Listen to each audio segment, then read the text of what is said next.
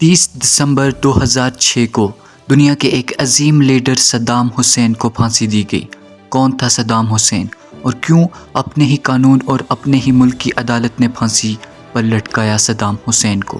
عالمی طاقتوں کی آنکھوں میں آنکھیں ڈالنے والا لیڈر خود ایک عالمی سازش کا شکار ہو گیا۔ اس کی پھانسی پر اپنے ہی لوگ جشن کیوں بنا رہے تھے؟ 28 اپریل 1937 کو عراق کے ایک چھوٹے سے گاؤں میں پیدا ہونے والا لیڈر ایک عالمی لیڈر کیسے بنا؟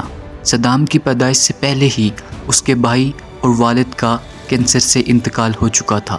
صدام کی پیدائش کے بعد اس کی ماں نے دوسری شادی کر لی۔ اب صدام کا سوتیلا باپ ان کو تشدد کا نشانہ بناتا تھا۔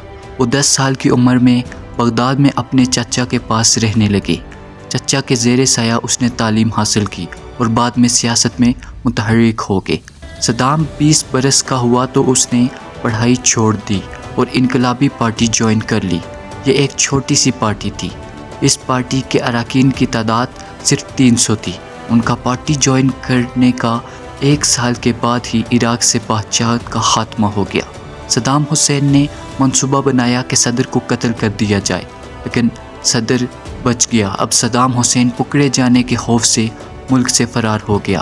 جب صدام حسین کی پارٹی کی حکومت آئی تو وہ واپس آئے۔ ابھی حکومت بنے 13 ہی دن ہوئے تھے کہ صدام حسین نے وہ قدم اٹھایا جو آج بھی موضوع بحث رہتا ہے۔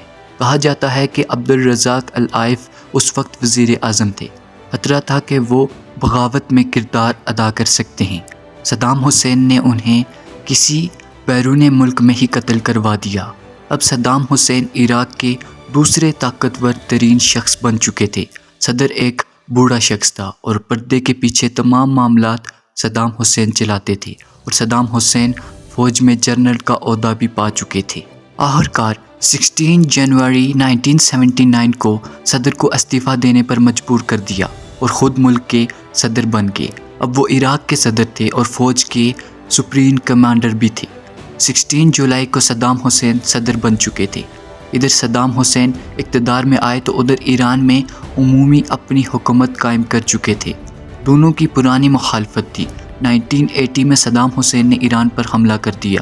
یہ جنگ 8 سال تک جاری رہی اور دونوں فریقین کو اپنا مقصد تو حاصل نہیں ہوا، لیکن دونوں جانب سے تقریباً 10 لاکھ افراد اپنی جانیں گنوا بیٹھے۔ ایران کے ساتھ جنگ ختم ہوتے ہی صدام حسین نے کویت کے ساتھ جنگ شروع کر دی۔ پہلے صدام حسین نے مطالبہ کیا کہ وہ عراق کا قرضہ معاف کر دے۔ کویت کے انکار کرنے کے بعد 1990 میں صدام حسین نے کویت پر حملہ کر کے اس چھوٹے سے ملک پر اپنا قبضہ جما لیا۔ عالمی طاقتیں یہ سب کچھ دیکھ رہی تھی، اس لیے انہوں نے عراق آرمی کا مقابلہ کرنے کے لیے آپریشن ڈیزرٹ سٹارم لانچ کیا۔ یہ دوسری عالمی جنگ کے بعد بننے والا فوجی سب سے بڑا اتحاد تھا۔ ان سب لوگوں نے صدام حسین کی فوج اور عراق آرمی کو شکست دینا شروع کر دیا تھا، اور ان سب کا اتحادی امریکہ تھا۔ جنوری 2002 میں امریکی صدر جارج بش نے صدام حسین کا تختہ الٹنے کا اعلان کیا۔ انہوں نے الزام لگایا کہ عراق کے پاس دنیا کو تباہ کرنے والے خطرناک ہتھیار موجود ہیں، لیکن ہتھیار نہ ہونے کے باوجود بھی امریکہ نے 2003 کو عراق پر ڈائریکٹ حملہ کر دیا۔ 3 ہفتوں کے اندر ہی صدام حسین کی 24 برسوں کی حکمرانی ختم ہو گئی۔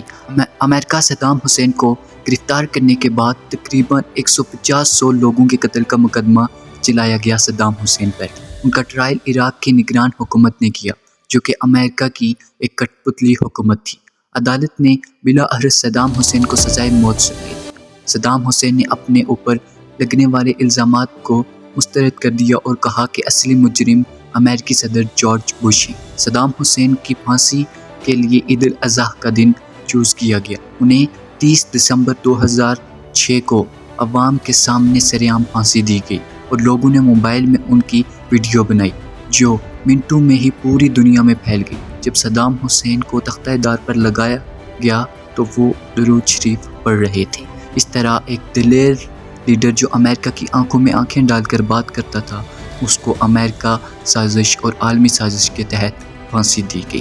یہ تھی آج کی انفارمیٹیو ویڈیو۔ ملیں گے ایک ایسی ہی انفارمیٹیو ویڈیو کے ساتھ، تب تک کے لیے دیجیے اجازت۔ اللہ نگہبان۔